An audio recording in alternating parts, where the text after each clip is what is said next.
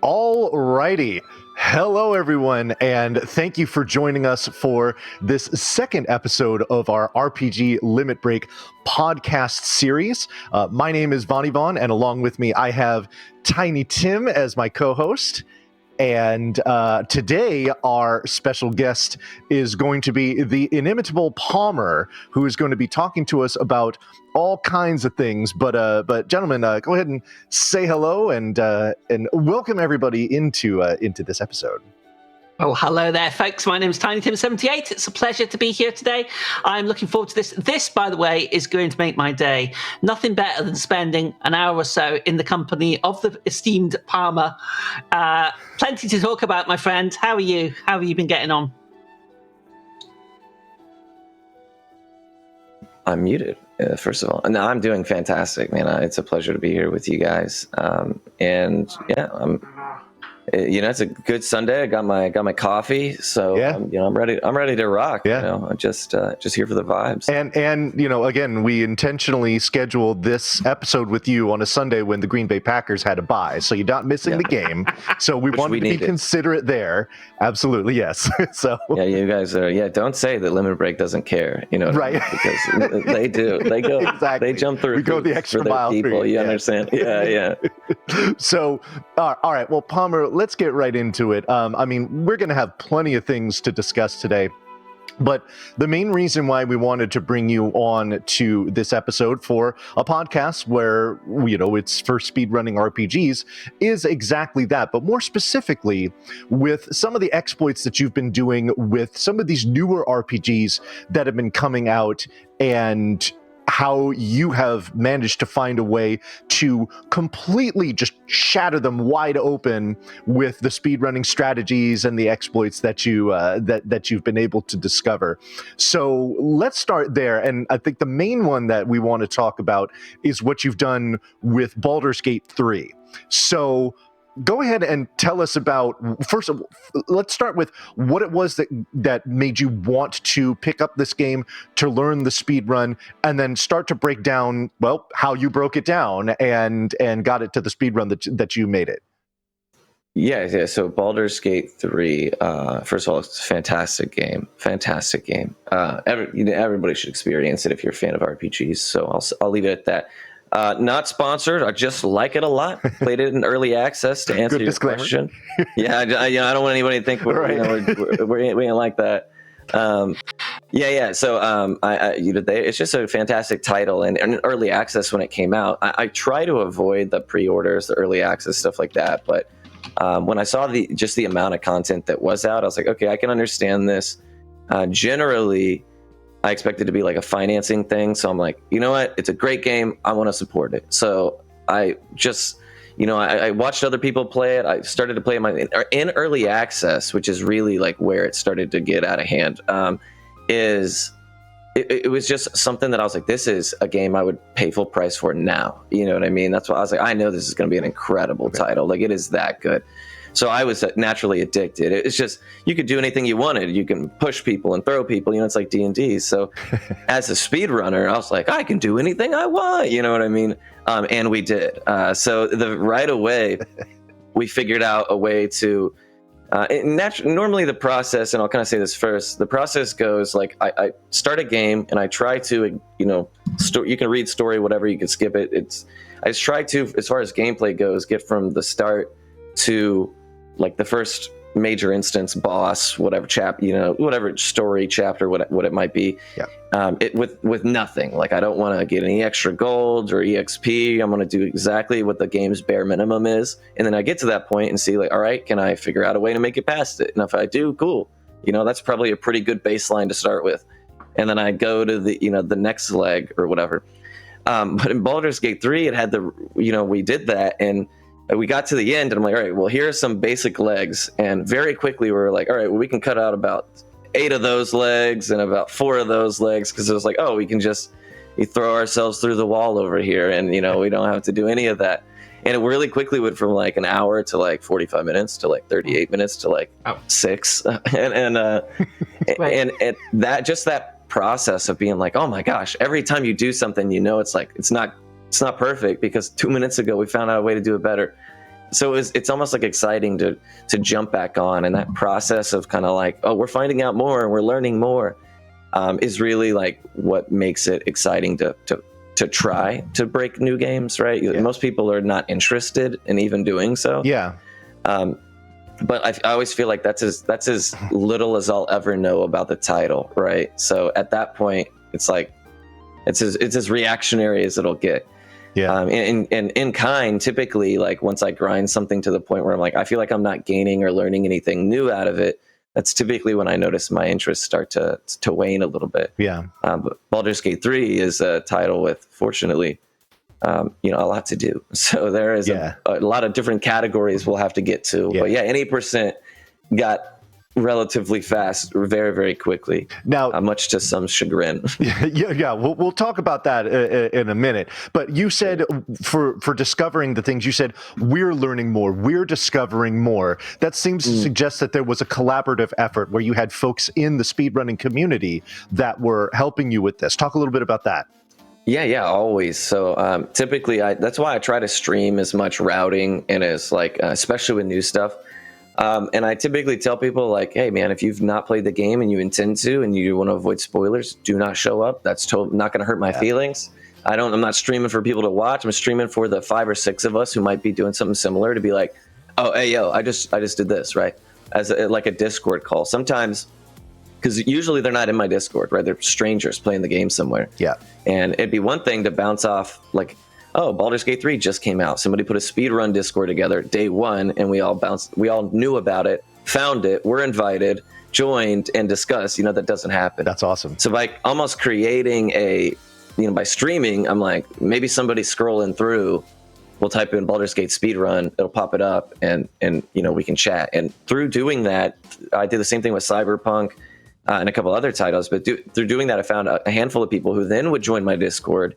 And it just becomes a collaborative of like, hey, I just did a run where I did this, and someone's like, oh, well, I just jumped in the well and found out you could do this, and it's like, oh, snap. And it's like, okay, I'm gonna do another run with that, and it's like, all right. So it was almost like we had people that were like actively just banging their heads against stuff, and I was like, okay, let me reset again. I'll try. Okay, let me add that. Yeah. And obviously you go from making it smaller very slowly to very, very quickly with, once it's accelerated with others for sure. Yeah. Now, and it's always more fun. Now, when you said banging your head against stuff, I want you to kind of delve into this a little bit. The actual process for discovering the glitches or the exploits and whatnot, how much of it is trial and error? How much of it is intuitive? Like you see something, oh, it would make sense that I could break the game in this way. Like, what is the actual process for discovering a lot of these things? Yeah, that's actually a good question. So I think that at a very like baseline level, it depends a lot on like the type of game first. So even if it's like an indie title or new or old or whatever, if it's like a 3D, let's say for like Croc, for instance, right? Great PS1 3D kind of platformer, right? Well, typically those high polygon count 3D platformers are usually riddled with holes. You know what I mean? Yeah. So I can usually think that like, all right, there's a certain type of glitches and exploits that I'm probably already, not wasting my time looking for, if that makes sense, just before I even load the game up. And in RPGs, depending on if it's pixel, 2D, side scroller, that can make a difference as well. The engine, like if it's a second in a series and it's the same engine, it's like, oh, well, immediately check to see if the things that worked in the first one worked in the second or whatever. Sure. So sometimes that plays a role. But then from there, it's just a matter of kind of like what I was saying, where I do a route as thin as I can. And along the way, I'm like, all right, well, I need to restart that and see if I can do this. And while I'm here, we'll just see if like, I'll recognize like, oh man, it would be major if we could skip this boss. Obviously, like just imagine you're routing a game and you get to the first boss and you're like, imagine if we didn't have to do this, right? Well, whereas most people are like, yeah, anyways, there's always just a little bit of reasoning or merit to being like, well, maybe we'll just see if we can for a little bit. We'll bang our head into the wall, see if we can maybe grind past it. Maybe we notice that there's like, playing the game, and I noticed that like when I bump into certain things, collision is weird, or I have like teammates that when I bounce into push me, just weird stuff like that. It's like maybe I can incorporate that into, bouncing past this boss. Maybe I can save and then load, and it's very rare that stuff works, but occasionally it does. Although I will say, typically it starts with like a hard route, and then whether it be accidental or maybe it's like, oh, I'm seeing something that I think is a sign of a glitch or something. You know what I mean? That it's hard to explain, but typically I would say about 30% of that comes from like good planning, and then the rest come from like accidents or people kind of stumbling upon in some extent. Yeah. Now we've talked about the feedback and the efforts that you've gotten for people that are working with you on discovering all of this stuff, but of course you're streaming it, you're putting it out on the internet for people to see, and there's some people that aren't exactly enthused with what you're doing and how you're playing the game, and they're YouTube commenters. I mean, we don't need to beat around the bush anymore. Yeah. Tell me about some of the YouTube comments that you've gotten from the speedrun. So the speedruns you've done. YouTube and I think Facebook actually had a decent showing for that bout as well, which was unique. That was the first round of that. I didn't get those. Those were sent to me. That's how great of a situation it was. But yeah, it's first I'll say this, that I have a strong motto of like, however you want to enjoy your life, as long as it's within the reason of like law and being a good person. Yeah.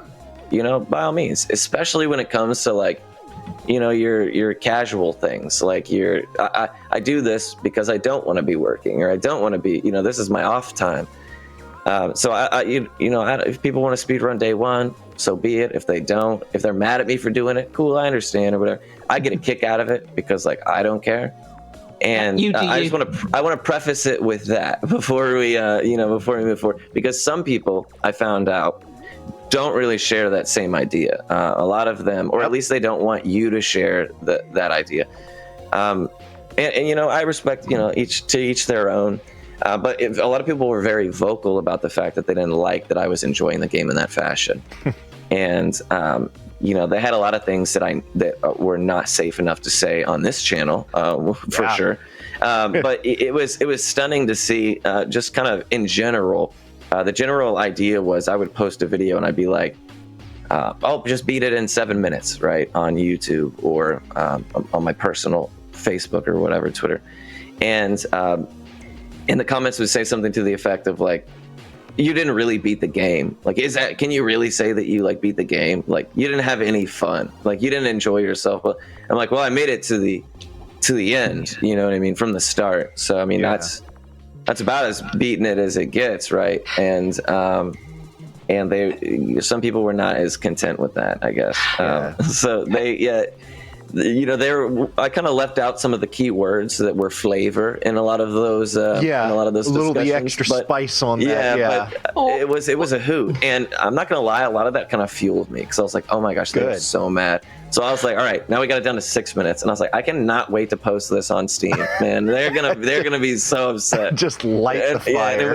Who's to say what the definition of fun is, though? I mean, let's be honest here, right? I went and saved, especially a game that's based on D&D, which is like historically, notoriously known for like not ever doing the intended thing. You know what I mean? Like that's just kind of like a joke in D&D is that, oh, my players are doing not even close to the path. You know what I mean? Like.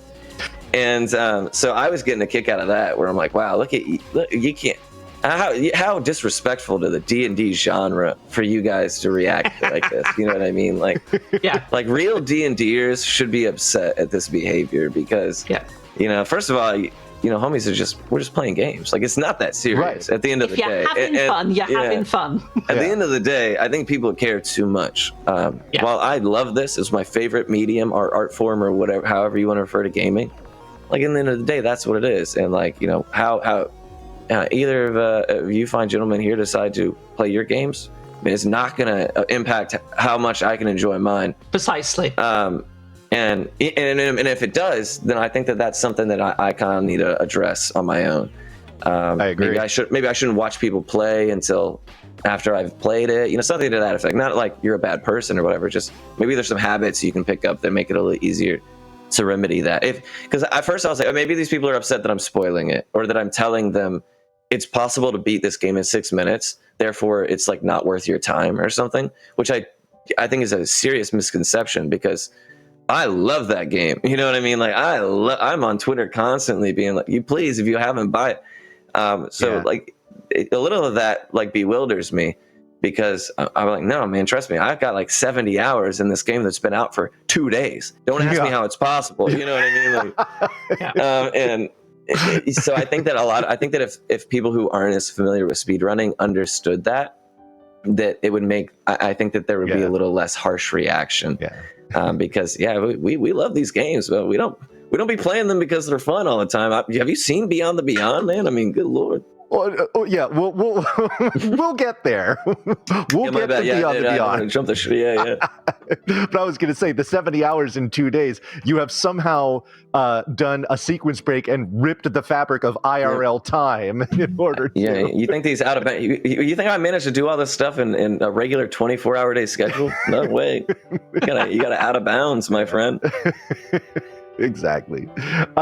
What are some of the other games that you have, especially ones that have been more recent releases, where you've really, wrapped your hands around them and tore them apart as far as speedrunning goes? Oh, that's a good. Oh man, I look like my eyes getting a little red. Sorry about that. I'm not crying. The Baldur's Gate did not affect me that much, I promise. A great game, though. Seriously. Some recent titles have been. The Ruin King one was big because that one was fast. I think that one was like in 24 hours. And I can't, what was the big? Oh, it was a item duplication, which just ruined everything right away. Excellent. So I think I'd been playing the game for maybe 6 hours, and I got to the store and I realized like, oh, this is a weird. Like the items cap at 99 as opposed to 999 or whatever. And then I saw that like when I sold them to the merchant, they stacked higher. And I was like, well, what happens if I buy them back at a higher value than I'm holding? And things got weird really quickly. And sometimes it's just like math like that, or simple, like, oh, it's brilliant. Odd. You know what I mean? That's an odd choice. And then you're like, let me scratch at that a little bit, and see if there's anything underneath. And and right away, within like the first 5 minutes of the game, you can get like best gear, best money, everything you can need, all the restoratives. So that very quickly turns the game into the routing changes dramatically. You know what I mean? And that's a very, very common theme in a lot of the things that not only I've been interested in breaking, but that break in general, is that like one thing will kind of set off a bunch of things. Because typically what happens, in my experience, is the devs will be like, we're going to try to keep you in the game as much as possible. But once you can get out of the game, anything you can manage to do while you're out of that game, they're not ever accounting for. You know what I mean? So it just gets really, really weird really quick, if that makes sense. Yeah. So once you're already diverted into the code that you shouldn't be in, like everything you do out there is pure damage. You know what I mean? And so it's Septerra Core, which is not a new game, it's a very old game, but that was the same way. Ruin King, that was a big one, and they even later on patched that specific glitch, and I think it took maybe 5 more hours to find a second version of it that worked not as well, but it did the same thing. And I think they still use it to today. But the new games are always the most fun because, again, like, I'm not out here trying to make people angry. Sometimes that is a funny side effect. But no, primarily it's just because it's like, it's just like you versus dev. You know what I mean? Like, what can they? Nobody knows anything about it. You can't look online. There's no speedrun routes that exist. I mean, if it's a popular game, you gotta remember it's not going to take long for speedrun routes to get made. So I want to be able to have that experience before it's too late. You know what I mean? Yeah. So new games, love them all the time. I want to go back to discussion with the Baldur's Gate, because something we were talking about before we came on here is you were beaming about a very indelible mark that you have made on that game. Please tell everyone about what exactly that is. Yeah. So, when I was doing Baldur's Gate speedrunning in early access, the gimmick of that was that you jump using some strategies very, very far and quickly and over pretty much the entire game. We just hop around. And it used to be in early access. You had to click, jump, click on the screen, click, jump, click on the screen. So I was very quickly going like, right, clicking as fast as I could. Well, when they watched the like IGN did a devs react video, when the developers watched, they were like, oh my gosh, look how much he's clicking to jump. They were like, we should add a hotkey for jump. Well, lo and behold, like now in production, you can see, my very own hotkey for jump. It is Z, in fact, a default. So, maybe they were considering it, and that was what it took to kind of get it over the, make the call. But you can go watch the video, you can go listen to them say that, and maybe nobody will know that, but it's something that I look at. I'm like, wow, I contributed in some capacity. At some point, someone making this game was like, we got to think about that guy. Remember that guy that's out there doing that thing? And it's like, oh yeah, go ahead, run it. You know what I mean? And that's wild. That's wild. Yeah. It's the Palmer key for the game. Yeah, that's something. Very good. Well, keeping it on speedrunning, and it's something that you just mentioned a couple minutes ago. And just as a bit of subjective personal commentary, we're now about to talk about one of the worst RPGs I've ever played.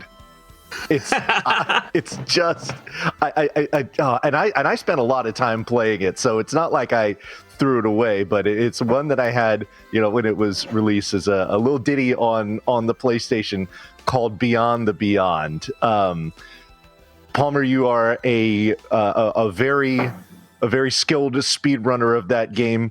I want you to tell us about what it is that got you into that game. What was the appeal of that game? I'm interested to hear that. And tell us about the run itself and a lot of the route that goes on it, because you run it on the Japanese version too, and that for a menu-based RPG always ups the level of difficulty for speedrunning it if you are not a native Japanese speaker. So tell us about Beyond the Beyond. Yeah. So for the record, I will say I don't know any Japanese. Still to this day, not a lick. Mm-hmm. In fact, all the time I spent playing Beyond the Beyond, probably could have learned Japanese. Can you read kana at all? I don't even know what that is. Okay, cool. All right, so the answer is no. I watch anime in Japanese with subtitles, so that's where I'm at on that, and that's about all I know. Very good. It's a first of all fascinating. I run a few Japanese games. Fascinating. It's a completely different type of challenge. So I'm a pattern kind of guy.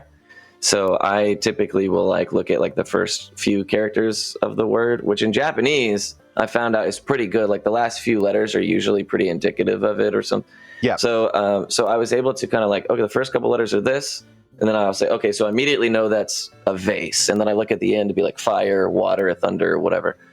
And in Beyond the Beyond specifically, that's kind of how I learned to differentiate. But it wasn't without trial and error. There was a lot of buying antidotes instead of potions and getting to a dungeon and being like, oh, whoops, well, I'm dead. Yeah. But to kind of, back it up a little bit, the interest of that game really was, there was, when I first started streaming and speedrunning in general, first of all, it's a lot easier to get on a leaderboard. There's nobody running it. So I was like, wow, I want to see what I can contribute. I want to see if maybe I can make a guide. Like every game I've ever run, I've put together a super in-depth, detailed, you can have never played the game casually before, blind, story triggers and all guide, right? And I put those together as I play it to kind of keep my thoughts organized, as well as, oh man, now this game is now wide open. Anybody who wants to learn it is able to, and maybe one more person will pick up Beyond the Beyond or whatever else. So being with that in mind, knowing that I was kind of in the habit of looking for games that didn't have runs existing currently, and especially on the PS1, because that's what I had the streaming equipment for at the time. Got it. And I found typically the best way to do that is to find games that aren't good, because otherwise people have run them, right? So I was like, what are some of the worst RPGs on the PS1? Yep. And almost unanimously, almost every forum and thread, if it wasn't number one, it was mentioned. And I was like, I got to take a look at this doozy. And I did. And I was like, man, this is something. Yeah. This is something. And my stream chat was like, what is going on? And everybody who remembered the game would pop in and be like, I don't even remember this. Is it? And so it just, there's a level of mystery or allure there where we're all like, I always tell people, like, it doesn't have to be a 10 out of 10 game to be like a 10 out of 10 fun. You know what I mean? Okay. And Exactly. and this game was like an 8 out of 10 fun, just because it was a 1 out of 10 game. You know what I mean? And that was just a hoot to us, because we're like, oh, we're dead again. Like, can you believe it? Like, what more? Because as we're going through it, we're like, what other decisions could these developers have made? Like, surprise me. You know what I mean? Like, because you think like, okay, they never would have put a random encounter in here that just one shots your whole team. But then when you see it happen, you're like, nothing is off limits. You know, there could be anything in this game. You know what I mean? But surely that randomness, that sense of unknowing, the sort of, what on earth is this game going to throw at me? Surely that contributes, because it's so, let's say, on a lesser quality scale, that must really energize you, really. And encourage you to play it more. You put that very nicely, Tim. That's actually a great observation, and I've made it about myself or my games in the past. Is I actually love, like, just really, an RNG you have to fight against, because it makes the game reaction. Like, I don't do games where there's like a hard step count and stuff, because I don't want it to, and that's no disrespect to anybody who does. I don't have it in me to just memorize from start to finish and be like, heck yes, I did a really clean run of pressing those buttons in that fashion, right? I just don't have the physical talent to do it, first of all. And so instead, what I am good at is making reactionary decisions, right? Or at least I think. And so games like Ni no Kuni or Parasite Eve, which are kind of semi turn-based, semi not, kind of open the doors to me. Like, there is a realm of these games and stuff where you have to react to things. You know what I mean? Like, you can do the route as clean as you want, but no matter what happens, like, there's going to be an element where you got to make decisions, and that decision is going to determine, like, if your run is good or not. And I think that's cool. There's some interactivity there, isn't there? Yeah, for sure. It isn't just memorization. It keeps me addicted, right? Yeah. And it keeps me, addicted to that. Like, it's like, oh man, there's always something more I can get out of this, something more I can take. Something more, and that part of it is really fascinating to me. And, like, so to your point, there is a lot of just, Ni no Kuni has a casino.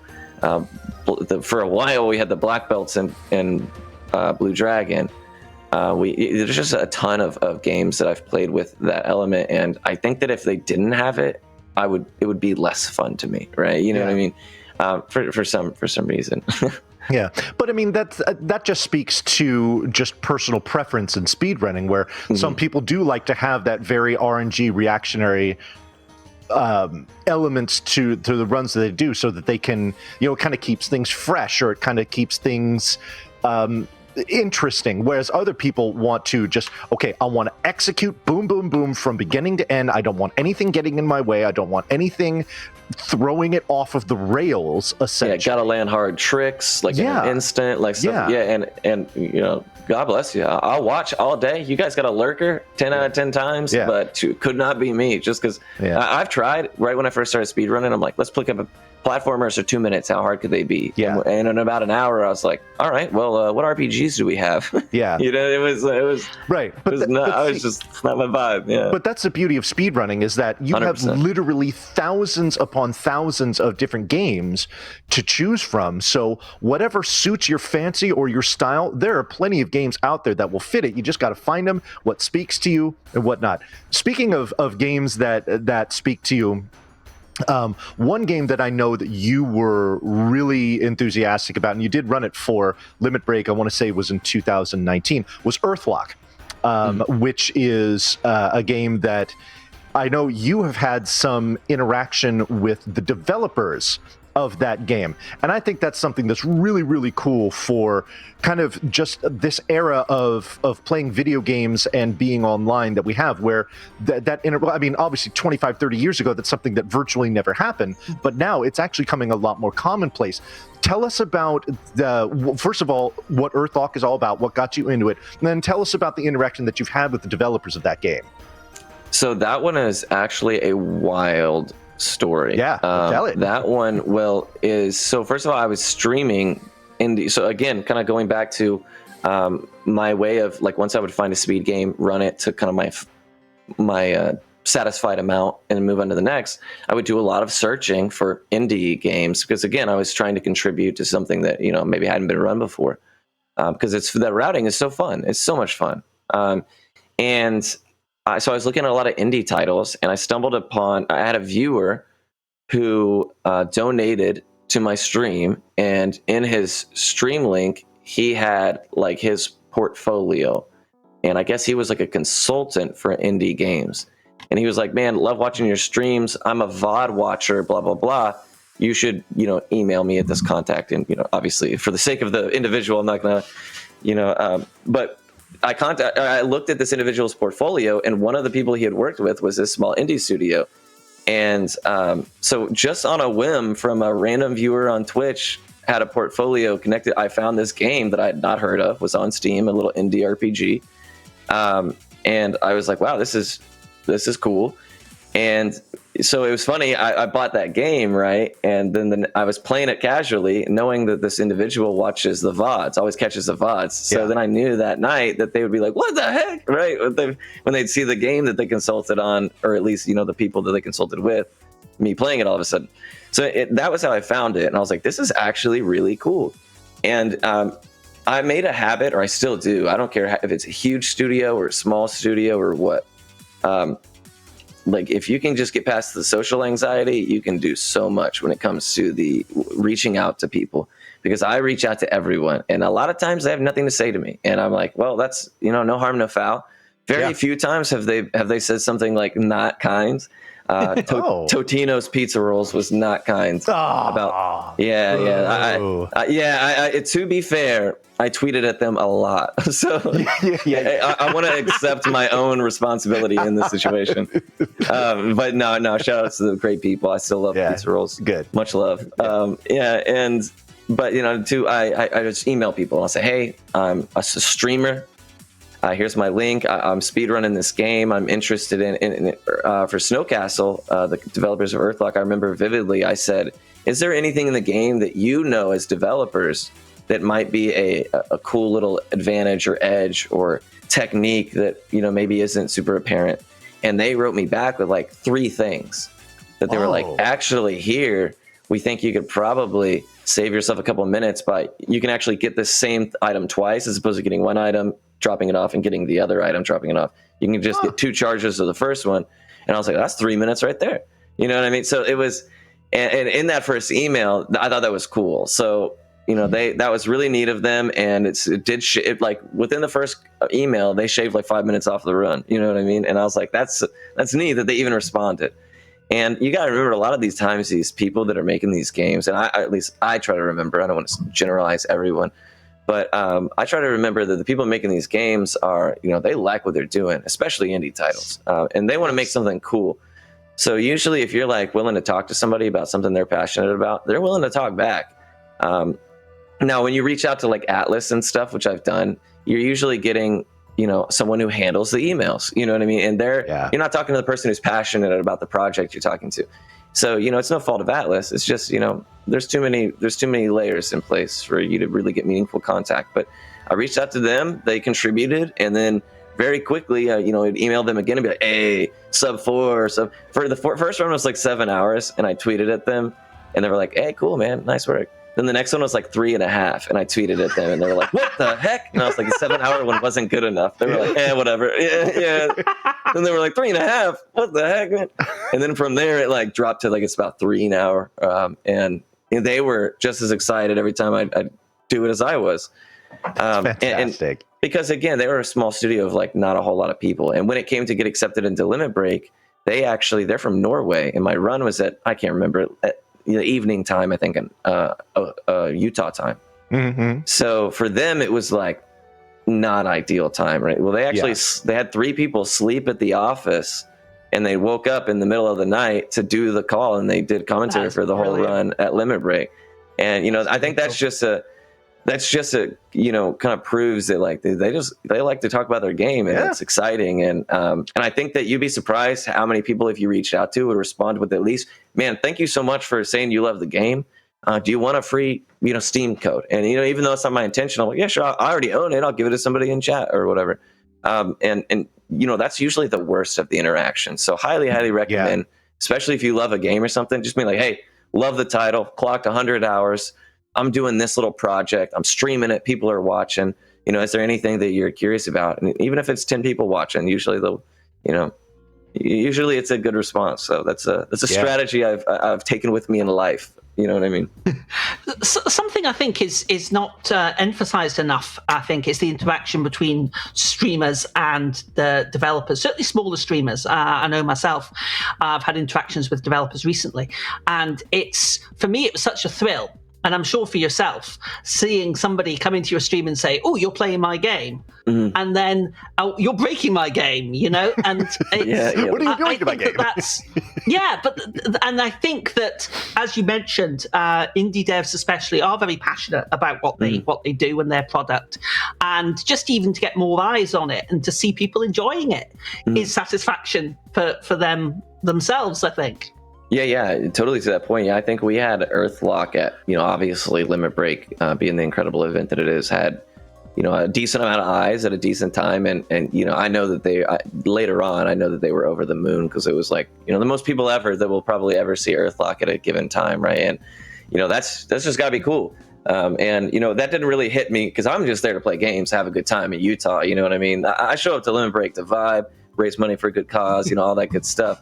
But the meaning to them didn't really kind of dawn on me until maybe later, that it's like, hey, my project just got watched and maybe purchased by a few people. And that's pretty cool. Because I know, that if I had work that was like, oh man, all these people are getting to even see it, even if it's just for a little bit, that's pretty neat. So, it was cool to kind of be like, yeah, we facilitated that through them, right? Limit Break out here making magic happen. So, yeah. Absolutely, yeah, in more ways than one, certainly. Speaking of Limit Break, your most recent run that you did there earlier this year was an RPG called Blue Dragon. Tell us about that game and what got you into that one. So Blue Dragon is an actually good game. Now, I know when people hear me say that, they're like, this is a good one, a real good one. Good game. Not like, this is like a Baldur's Gate real good one. Like, gotcha. Legit. Yeah. So this was for an Xbox title, an Xbox 360 title that was released in Japan, obviously, but that was kind of their intention, was that they went to some big juggernauts in this RPG space, and they said, hey, can you make Microsoft and Xbox competitive in Japan in the East? And we'll fund you, we'll give you whatever you need, and try to make that happen for us. And they made 2 games. They made more than 2 games, but 2 games for that console called Blue Dragon and one called Lost Odyssey. And both are just fantastic titles. They made a game for the Wii later on that I've not personally played, but Mistwalker is the studio. And it's worth mentioning the 3 people involved with Blue Dragon specifically were, the godfather of Final Fantasy. You had one of the best composers of all time, Umetsu, and then you had the art style of Toriyama. So it was like Dream Team. Yeah, it was just unreal level of talent, and it shows. Like, the game is legitimately very, very good. I think it just kind of suffered from, it wasn't a big console, definitely suffered from frame rate drop. So experiencing that game on like the later iterations of the Xbox that have backwards compatibility is definitely the way to go. It was a fantastic game. And Lost Odyssey, like, I like to tell people that Blue Dragon was kind of like their attempt at combating Dragon Quest or running alongside Dragon Quest, and Lost Odyssey was meant to run alongside Final Fantasy. And they're both, in their own right, just incredible titles that if you haven't played, you are absolutely missing out on. Unfortunately, they are still relegated to the Xbox space, even though they are available on like the more, like, you can play them on the Series S and X and whatnot. Anyways, just kind of that allure of the title is enough to get me interested. A friend of mine was playing the game at the time as well, and I decided to look at it. And I knew of the black belt element, which was something that people were like, it's like, notorious. So like, you gotta get here, and there's a 5% chance to steal a belt. You gotta steal 3 of them in 15 minutes. And I was like, oh my gosh, like, what the? They're like, yeah, people don't finish runs very often. And I was like, oh my gosh. And so right away, I wanted to I noticed just running through the route, like outside of that huge major instance, there were other reset points. And I was like, well, I can do my best effort to make all of that remedied, because with the routing that I know how to do, so that we just have that major reset point. And that way more runs are likely to finish. You'd hate to reset before you even get to the spot that you're not going to make it past. You know what I mean? Yeah. So all of a sudden I was able to drum out. I also had the time, and I don't mind grinding things out. It's the kind of person I am. It's like I would much rather grind one game for a 30-second PB for 6 months than I would a different game every month for 6 months. It's just the personality that I have. Sure. And then after that, I probably never want to see it again. Shout out to Parasite Eve, man. If I could never play that game the rest of my life, that'd be too soon. You've watched I love the title. Yeah, I love the title, but I mean, I ran it like nothing but that game for like 9-10 months straight, and I achieved everything I wanted to, right? And it was good. And I loved this game, and I was so happy and still happy with everything I did and contributed there. But yeah, just not interested in playing. I'm the same way with music. I'll listen to a song until I hate it, but I'll listen to it for 2 weeks straight, and I'll love every minute of it. That's the kind of person I am, and it lends myself to the habit of speedrunning, as you can see, something that does require, redoing, constant redoing. Yeah, absolutely, for sure.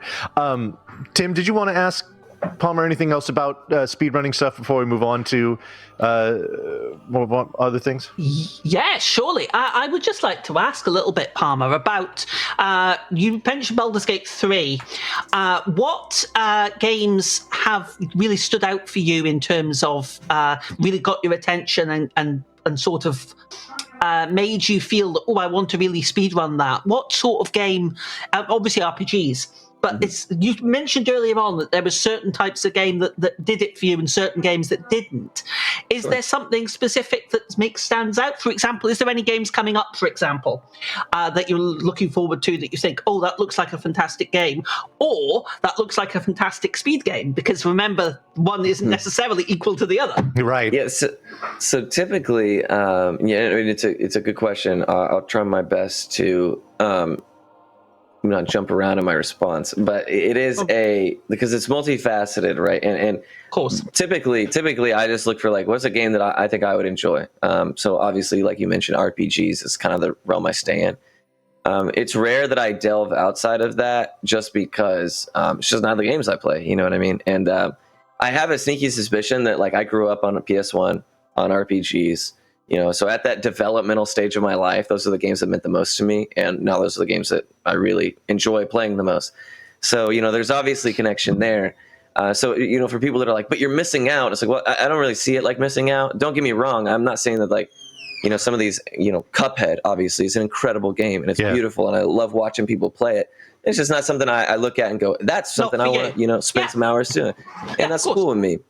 So typically I stay in the RPG category. And I have no problem with that. But to take it a step further, there are a few things I've learned. And the first is that turn-based RPGs are obviously what I grew up on first, because that was kind of what existed. I love them. But that's a very different experience than your action or even like Ni no Kuni, where it's kind of turn-based, but there is the free range of movement and you have to dodge and stuff like that. Because all of a sudden it goes from there's an element of you maneuvering, so to speak, and manipulating your character that allows you to like in Ni no Kuni, I can be a lot lower level because I can just physically dodge stuff. Right? Yeah. Whereas in a turn-based game, you're talking about the numbers on the screen. It's just these numbers versus these numbers. You know what I mean? Something like East compared to something like Golden Sun, for example. Exactly. So you don't have the luxury of getting away with as much. So there's very different routing approaches that end up having to go with those.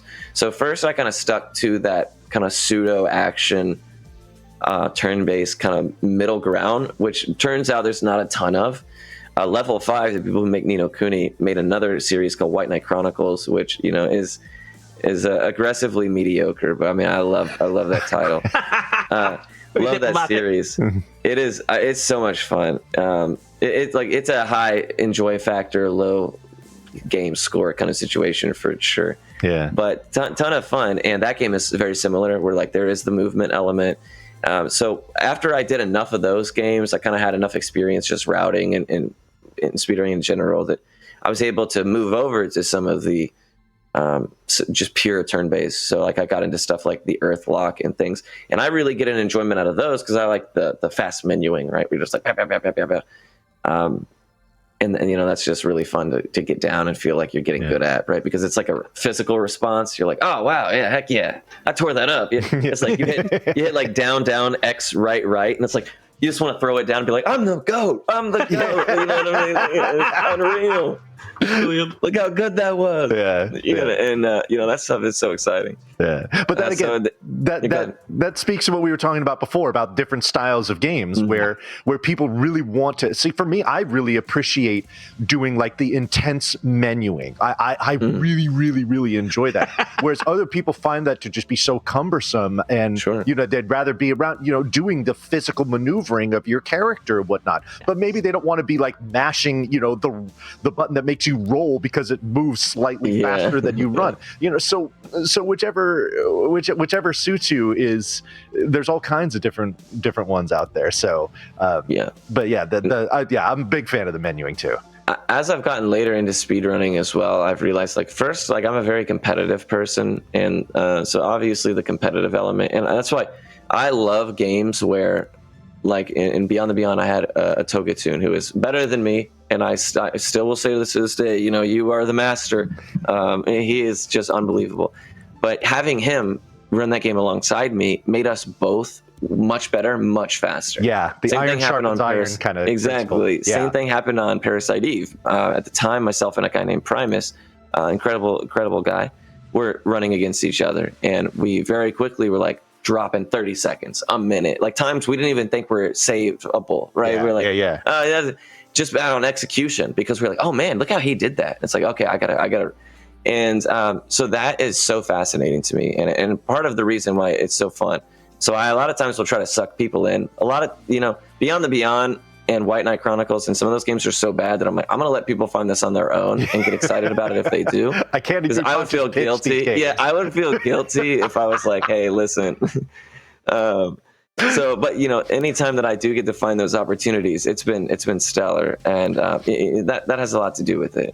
Is the community. I kind of feel like I got away from your question, Tim, so I apologize if cool. I didn't answer it in its entirety. Yeah. That was cool. Thank you. Yeah. Well, let's shift gears now entirely. I mean, obviously you've got plenty of exploits that make you an interesting person and watch on Twitch as far as that goes. But you've also got a lot of elements in your personal life that are really cool too. And I want to talk about it. Let's start here. You have an incredibly unique pet. I want you to tell the folks about Lily. Do you want me to go fetch her? Yeah, oh my God, that would be amazing. Can you? It might take 60 seconds. Is that all right? Yeah. We can. You know what? We can fill time. That's good. We can talk. Yeah. Let me go get Lily. Yeah. QFG is coming up, so Yeah, exactly. Yeah. Okay. All right.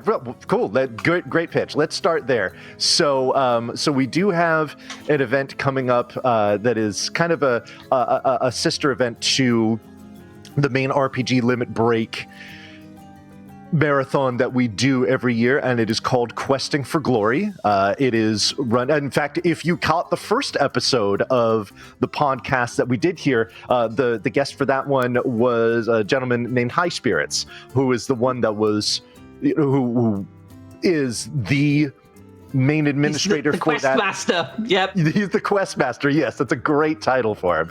He's the one that put that together. We've got a fantastic it's Questing 6 Glory. Yes, it is the sixth version of Questing for Glory. So that's going to be coming up. I believe it's in early December. I don't have the schedule directly in front of me, but that is going to be that's going to be a lot of fun. Oh, great! We have Palmer back, and yes, there she is. Oh, there we go. Lily the skunk. Beautiful. Oh my God, she is so stinking cute. Tell us about Lily. First of all, again, like I said, it's an incredibly unique pet. Having a pet skunk is something you virtually never ever see, let alone hear of. How did it come to be that you have Lily as a member of your household? Lily is she's a hoot, and she's a little chunky. It's hibernation season, so just want to put that out there. Yeah. No, she's fantastic, and the origin story is kind of interesting. So we have in my garage a stream that runs 24/7 of like neighborhood cats. When we moved into the neighborhood, there's like a bad feral cat problem. So we went and we set up like a spot in the garage with some food and water and what have you, and we trapped and neutered and released them all so that they would, stop reproducing.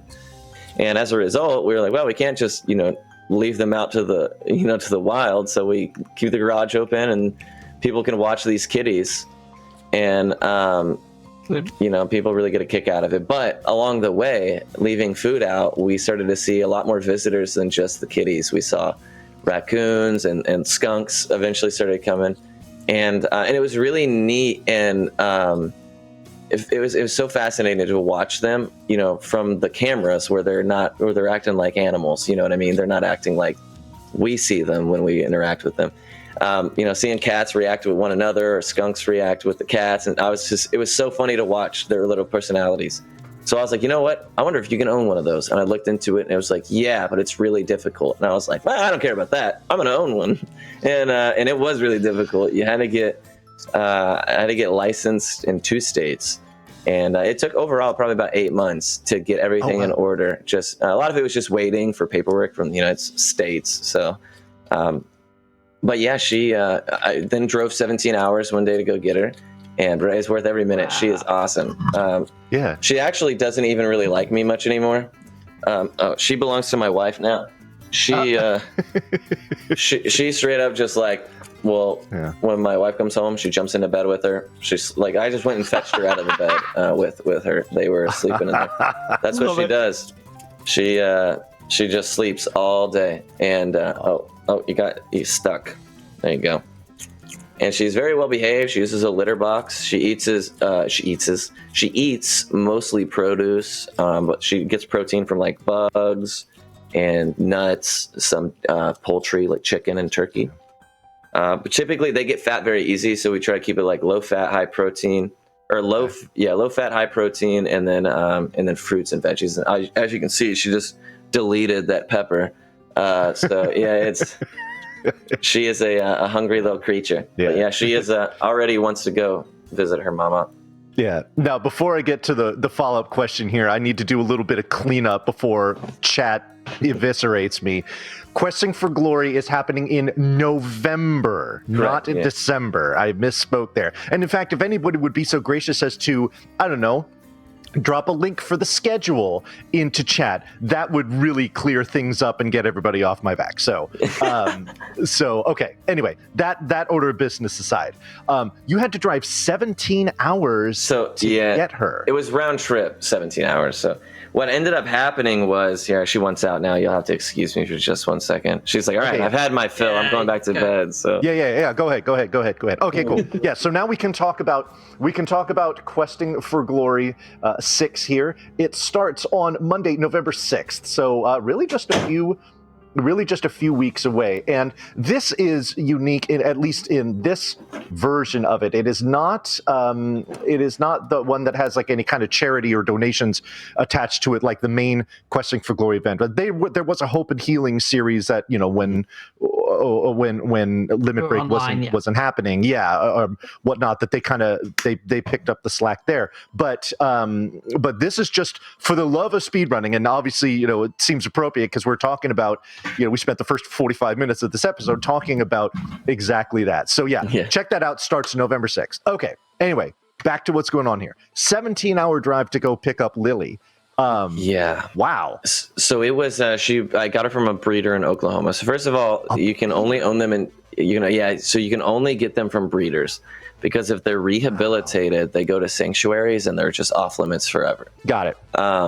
Typically they don't, just because in Texas, the reason that they're so weird about it is because historically they've been like raccoons, raised for pelts. Yeah. Which is, there's like all the foxes as well. There's actually a fur-bearing category, and skunk happens to be in that. Probably not as significantly as fox or raccoon, I would imagine, but happens to be in that. So in Texas, it's much more serious. So you have to have like your ducks in a row. So that was the tough one. In Oklahoma, once you step foot over that border, they're like, you can have whatever you want. You want a bear? Like the form that I filled out to have Lily is the same one that you would fill out for like a lion or a bear or a moose or anything. Oh my goodness. So it was like, do you have a 9-foot fence? And I was like, no. And the warden was like, you don't have to worry about that. And I was like, who does? Who worries about that? Who worries about the 9-foot fence? Who's that for? And so yeah, I don't know what that was about. I didn't get an answer. I imagine a tiger or something. Although 9 feet, I'd maybe do 12 just to make it feel a little bit better. Yeah. But yeah, it was a really interesting process. But the breeder contacts me, and she's like, "Man, I forgot to let you know I'm going out of town, so you're not gonna be able to pick her up for 2 weeks." Oh. And as a baby, that's important because they're obviously the more time you spend with them as a baby, the better you have for them to kind of get attached to you and what have you. So I was like, oh man, I can either leave my house right now and drive all the way up to the panhandle of Oklahoma and back down to be where I need to be in 2 days, or I can wait for 2 or 3 weeks or whatever, where I was like, well, we driving, and it was like midnight. So I drove through like the whole day. Yeah, it was wow. And then on the way back, I stopped at my wife's family's house in Oklahoma. So it was kind of like the halfway point, and they were like, "You want a nap?" With the skunk, yeah. And they were like, "What the heck?" And I was like, "Hey," they were like, "Do you want a nap?" And I was like, "Actually, I'm only about 3 hours away. At this point, I feel like if I do, I'm not going to wake back up. And then you guys just have a skunk in your house, so like I don't think it's going to work out for everybody." And yeah, that was all. I ended up making it home, and she smelled awful because she smelled like a little barn creature. Yep. We got her all bathed, and for the first while, she didn't really want much to do with us. And now she is probably one of the most loyal and intelligent animals I've ever had. Yeah. She'll follow my ankles everywhere I go. If I call her, she immediately shows up. She's very food motivated. Completely not like, because they're prey animals, she doesn't have like any aggression in her. Like if the dogs growl at her, she like bolts. That's how she reacts to stuff, is she runs away. Interesting. So no biting, no scratching, none of that. Uses a litter box. We will definitely be having more skunks before we own another dog. Oh wow. That's how much we have been impressed with how easy it is to care for her. Now you mentioned when you brought her home that she was stinky, which is obviously something that people immediately associate with skunks, but not for the reason that they might think. Lily doesn't stink at all normally. Correct. Yeah. She just was smelly from being in a pen with other animals. But once we got her a bath, she's good to go. She is descented. It's kind of like being neutered. Because at first, in the research process, I wanted to make sure it was something I was cool with, like humane, ethically. You know what I mean? I don't get like my cats declawed, for instance. Good. And so I'm kind of in that school of thinking. So that was part of the research element. And as babies, it's just they have the little glands. Same thing that would get expressed on your dogs when you take them to the vet. Yeah. Those things get removed. They just basically snip them out, and that's it. There's no like recovery or anything. They just go back on their way, so that's how minimally invasive at that age. Which is why they will only allow you to do it, like I think in the first couple of weeks. Yeah. Because it's like I'm not an expert on the anatomy of a skunk's rear end, but so I'll leave that to the experts. But I don't know. But I'll leave that to the experts. But it has been fantastic in terms of just the care was not nearly as difficult as you would imagine, and the stink, which is everybody's initial fear, is thankfully not a problem. Good. Now, although it is worth mentioning, in Europe, if you want to, they are legal to own in Europe, but they're not legal to descent in Europe because just in case they ever get out, they need to be able to protect themselves. Oh God! So if you want one bad enough, you're gonna have to. But I don't. I love Lily. Don't get me wrong, but I don't know about Yeah. So it's worth mentioning. Please be, if you're gonna get an exotic pet, especially, do as much research as you can. Don't be surprised. Yeah. Now you kind of touched on before how you even got the idea to have a pet skunk in the first place, and that was kind of like this pseudo sanctuary that you set up in your garage. But you also get to share it with everyone else via twitch.tv/livekittytv. You know, I wanted to make sure that we plug that, and you know, that was good. But tell us about what goes into that, and because that's something that runs 24 hours a day, right? It is, yeah. So it started out as just, it was funny. It started out as my wife who just, I guess she must be hungry, went lunch or something. So I'll find out a little bit. She just made a brief appearance. She was taking care of these baby kitties that were born in our yard or in neighbors' bushes. And she came to me and was like, give me 2 weeks and let me get these kitties dealt with, because, you know, look at them. There's baby kittens in the bushes crying. And I was like, all right, 2 weeks in the garage. You can, because at the time I had my motorcycle, my car, all that in the garage. And it's not in there anymore. You'll know. And and the 2 weeks turned into, I think we're on our 2.5 year now or something like that. But she once she started taking care of the babies, all of a sudden, you know, every cat in the neighborhood was like, hey, yo, you guys got food in here? You got, you know, and what ended up really accelerating the issue is, like, Dallas had a big freeze over in winter a couple years ago. Yes. And during that time, she was really concerned just generally about the well-being of all the outside cats she takes care of. So I was like, I'll tell you what, I'll take a laptop, a little ThinkPad I wasn't using from under my bed, and I went and popped it open in my garage on the floor, plugged it into the wall out there, and was like, here you go. You can go into my Discord and physically look at, you know, like, see them. You can, you know, on the little webcam of this junk laptop, basically. Like a roundabout baby monitor almost. Exactly, 100%. And with just more bulky. And she was like, okay, great. Well, we were watching these cats, and mind you, we threw some like cardboard boxes and some Tupperware out there, you know what I mean, and a little space heater. And we had like all these cats like huddled in a circle. So it wasn't, you know, like beautiful or anything, you know what I mean? But it was a way to keep track of them. Well, after about 2 or 3 days, I noticed that in the Discord channel, there was like 10 people, then 15 people. I'm like, I don't even know these people. One day I woke up and I opened up my Discord, and it was like, you know how it's like, welcome, blah, blah, blah, to the server. Well, it was just like filled in my general. I was like, I don't know any of these people. They were like, where can we watch the cats? And I was like, what are you talking about? And so at that moment, I was like, okay, I need to facilitate this to maybe a better spot. There we go. Now it's on stream. That's awesome. It didn't used to look like that, but yeah. So what ended up happening now is, like, if we got like our animals inside or done with their dog beds, or we replace it, we throw it out there. And man, those kitties that live outside, they are very grateful creatures, man. You can give them an old tired out bed and they'll be like, this is amazing. Yeah. So, you know, the alternative. Yeah, exactly. So we end up right now, it's actually been going in a little colder. So we're going to start seeing, winter is usually when it's busiest because they all hang out. We got the space heater on. But it started out much uglier than that. I know that's you know, the bar's not set very high, but it started out in rough shape. Yeah. And there's just to keep them warm. But then I was like, okay, if we're putting it on Twitch, we're going to have to like at least make it look like it's not a, you know, like a dump site or something. Right. Because it was just boxes, you know, it's just our like storage boxes and crap and stuff in there, a garage. So we cleared it out a little bit, made it as best as we could. And slowly we added like the little boxes and beds over time.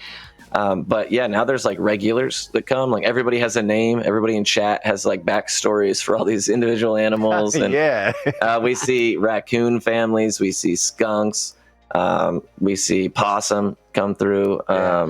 It's been a hoot. And yeah, I feed it, and they still don't really mess with me. Like, I'll go outside and be like, hey, what's up, guys? And they're like, just give us the food and get out of here, man. And then I'm like, all right, no worries. I do have a question. How social are your visitors? Because cats are known to be a little bit particular with who they hang about with. So I would imagine that you get a few fights, or you get any issues, or interesting actually. And that's, you know, one of the things that we were most surprised by. Well, first of all, I will say once we got the male cats fixed, that solved a lot of problems. But in general, we've been just completely stunned by the reaction with each other. Like, occasionally a cat will like hiss at a raccoon that's like trying to eat out of the same food bowl as she is or whatever. But that's really the extent of it. I mean, I think there's something about like this is where we come to like do what we need to do to survive, that they all kind of understand. And as a result, you know, they take the beef outside, I guess. Because I hear the cats like with each other. It just never happened. We've had like 2 or 3 fights in the couple of years that we've had, and it's always been like a non-neutered male cat. But I mean, we've had like we had a coyote in there once, and he was eating next to cats. Like, you know, I'm just happy to be here. I had to run him off for obvious reasons, but Sure. you know, I didn't want to, you know, I don't want to be the neighbor that's known for bringing coyotes to the garage. So I was like, we got to deal with this. Yeah. So that was recently. And I was like, I cannot believe, but you know, we had like kitties and raccoons and they're eating food, like, you know, with the rat, you know, I was like, this is something about that survival element. I think that especially in the winter, like cats that don't even like each other would like be totally fine, because I think at that point they're like, hey, it's truce until the weather is not going to kill us. You know what I mean? And then maybe they take the beef outside. Thankfully, we don't want to catch it on camera. Now, you said that some of the cats that have come through there, you take them and you get them spayed or neutered, and then you bring them back. In the time that you've been doing this, what's the estimate of how many of those cats you've been able to do that for? We had done all of them, but slowly over time, there is a few more that have showed up. There's like 4 or 5 new ones, but I think in total we've done like 15, maybe 16 cats. That's remarkable. For a while, we were working with a charity that was like footing the bill for the vet. Yeah. So I was able to we did a stream or whatever, and we basically were able to recoup them for like what their cost was. So it was a cool thing we all did. But I mean, it was fun. And some of the cats, man, we actually ended up, one of them got pregnant, and you know, as cats do, before we could get to her. And so we said, all right, well, we'll facilitate her giving birth in a cage in our kitchen, like in a big, like, you know, big old dog kennels made for big dogs. Yep. And we were like, we'll facilitate that. That way we can kind of intercept the kitties, and you know, that maybe we can get them adopted out, and that way it's not like another litter on the street. And then the mom was too far gone. When they're feral like that, they're feral. So we let her kind of go, but we actually have. One of my cats now that I have is one of the kids of that lady. He's Maine Coon, it turns out. Wow! Yeah, so he's like 20-something pounds. I love them so much. But as a result, some of the cats in there were equal size, so trapping them was a hoot. Like and when they got that fight in them, like my guy, you pick him up and he goes, wah! You know, but them out there, they throw lightning paws at you. Where I was like, whoa, you know, gonna mess with them. Yeah. I was like, yo, I'm fearful. These guys are tough. So that was a hoot and a half getting all that. That was a chapter of our life that me and Lauren both look back at, and we're like, yeah, we did that, man. That was something. Yeah, that is very cool. No, and that's really honorable. As someone who, I mean, a lot of people who know me know that I have multiple dogs, one of which makes regular appearances on the stream, and the cats as well. So as far as having the pets, that is definitely something that I. We maybe haven't. Oh, someone's coming in. Oh, who's this? Oh. Who just joined us, Palmer? That's Peach, one of my chihuahuas. Okay. Apology. Yeah, she's going to bang on that door until I let her in. So just for the sake of everybody listening, it was best. Gotcha. There is a link in chat for Live Kitty TV. Go ahead and give that a follow. Check that out. I know I sure do. So that's definitely but it's just a noble cause that you're doing there, and sharing it with everyone is super awesome. So yeah, and you know, one thing I've wanted to do, and I reached out to like maybe some vets or something, that, you know, I think that would be a really cool, because we've had a lot of people reach out to be like, hey, can we adopt this cat or whatever, because they get to see them and interact, and they kind of see their personalities before they adopt them, right? And vets, one of the or not vets up like shelters and stuff, one of the leading causes for returns on adoptions is because they're like, they didn't mesh well with like our household or our animals. But this kind of removes that, because like, before you even see the animal, like you know, like, oh, this vet has I keep saying vet, this this facility has an orange cat that we're looking at getting a cat. Let's go check. And you see on their stream, and you're like, oh wow, look, you know, he's playful. He's playing, or this is a sleepy guy. You know what I mean? This is a guy who's just sleeping. Maybe he's a little older, perfect for like what we got going. And I think that would be a really good way to that's brilliant to do what you're already doing. Yeah, you just throw up a $10 webcam, and you know, maybe that's an extra layer of you know, a potential solution. So that's something I think about too. That, you know, at the very least, it's taught me that. You know what I mean? Yeah. Very cool. Very, very cool. Well, I tell you what, we're going to start winding things down here in a minute. So I'm going to toss this out to chat right now. If you have any questions for Palmer, go ahead and put those in chat, and we can ask those at the very end. But I'll give folks a few minutes to get an opportunity to get those into chat. One last thing that I wanted to make sure that we discussed with you is some of the things that you've done in your career in the past. Sure. And most specifically, you worked for a chain of child entertainment restaurants that serve the most god-awful pizza ever known to man. Tell us about working at Chuck E. Cheese, and what you did for them was actually really, really cool and unique. Tell the folks about that. Yeah, so I don't know how I ended up, but well, it's a long story that I ended up on Chuck E. Cheese. I had a background in like IT, like networking, and one thing led to another. I ended up needing a job. They reached out, and I was like, I feel like with my background in networking, I can kind of do what they're asking me to, which was to kind of handle a lot of the basically the assembling and the maintenance and whatnot of all the arcade games and like the animatronics at the time that we had. They had, it ain't we no more. But yeah, so it was first of all, it was one of the best experiences of my life, which is interesting to think when you're talking about Chuck E. Cheese, right? But it taught me so much about like, you can just do stuff because they were like, hey, that outlet's broken. You need to go fix that. And I was like, oh, okay. So I'd have to like, how can I fix an outlet? You know what I mean? And like, that wasn't a process that I was having to familiarize myself with outside of the things I already knew how to do. But it just, it made me realize that like, there's so much stuff I could do. And still to this day, now that's like what I do is I'm like, I can teach myself this. I bet I can, because I did it in Chuck E. Cheese. Right. And so that was, first of all, I loved working there as much as I did get into a wee bit of trouble from time to time. But yep, as a place will be where it is predominantly run by children and operated by children in a lot of cases, and there is just a natural kind of magic that comes out of a place like that. And I mean, we had stories galore. I think just about every day I was like, what's going to surprise me today? Because you never know when people come through and there's tons of children and stuff going on and chaos and birthdays, and you just see some of the most interesting things. So yeah, I saw a lot of stuff go down. I had I had obviously one of the more famous situations that went down was I had a situation, the Karen situation, where a disgruntled guest essentially, and that. She was upset enough to leave a review afterwards that I had posted on the internet, and that kind of blew up enough that I then had to go back to the office. And so that was a hoot. And then later on, I did this cool thing where I was testing the games.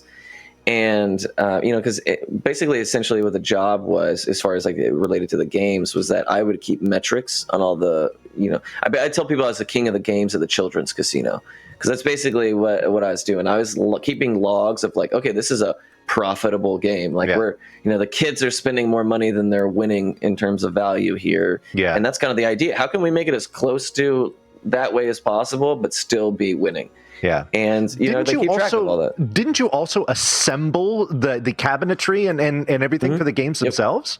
Yep. Had to put them all together. Had to tear them apart then sometimes. Yeah. That was fun.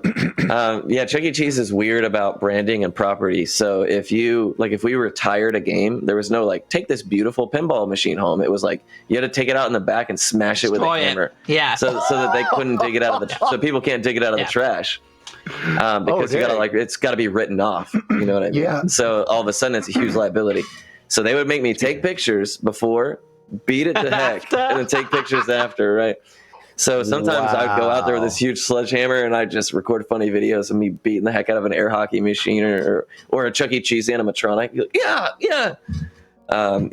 We had to like solve the Chuck E. Cheese dolls so that people would come and like take them out and reassemble them back at their houses.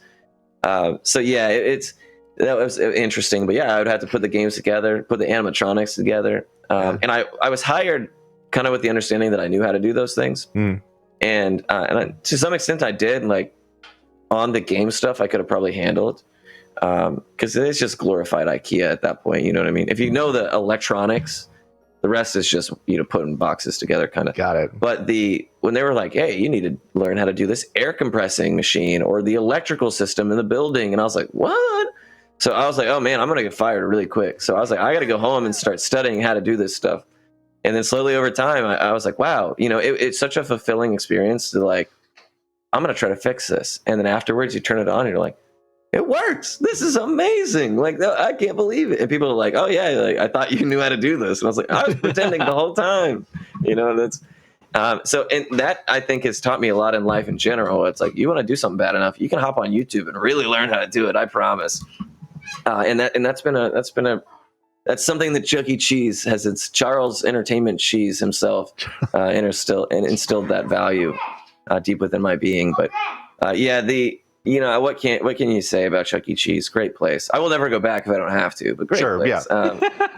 It was it was a ton of fun, man. I'm so thankful for that job. I don't think I'd be here today. And in fact, my wife was willing to be with me at Chuck E. Cheese, which I think says a lot about her. So if nothing else, Chuck E. Cheese was a fantastic yardstick, right? Yeah. How long were you at Chuck E. Cheese then, Palmer? I think I'm at almost 5 years, 4.5 years. Cool. And it took them, they just replaced me. I've been gone almost 3 years. They just replaced me like 2 weeks ago. Oh, wow. Oh, wow. Yeah, it's super hard to fill that position because you have to have like a weird combination of skill sets. Yeah. You set an incredibly high standard there, obviously. Yeah, and I was not qualified. I just snuck through. Yeah, so like that's why I hate to break it to you guys, but I wouldn't have passed the test either. So, but yeah, it's. I knew that every time that I still have friends there that I stay in contact with, and cool. they'll obviously send me their best stories of like, oh, somebody ran out of the bathroom with no pants on today. You know what I mean? Like, look, because they're kids. When you got kids younger than 5, and what is truly beautiful is that people there, all parents, they get it. You know what I mean? And until you're a parent, it's hard to understand. But you're like, yeah, that'll do it. Nobody's like, oh my god, like, oh, just It's kind of like an understood, like, oh yeah, they're kids, dude. You know what I mean? But as an employee who has to be there every day, that can get old very quickly. Yeah, I imagine. Yeah. Yeah. So very good. Well, thank you for sharing that that portion of for sure of what you've been through. We did get a question here in chat that asks, so how long until we start seeing you mess with machine learning and speedrunning as a duo? I've actually considered doing that already. Okay. So Baldur's Gate 3. Well, first of all, I have like the Python machine learning thing that translates for me. So it's not really factored into speedrunning, although it is a tool that I use now for routing speedruns. Which I guess I can talk more about that here in a second. And then I'm still trying to find ways to implement it well, because there's a couple of ways you can like make a machine learning model play the game for you, which is a very, very sophisticated process to put together.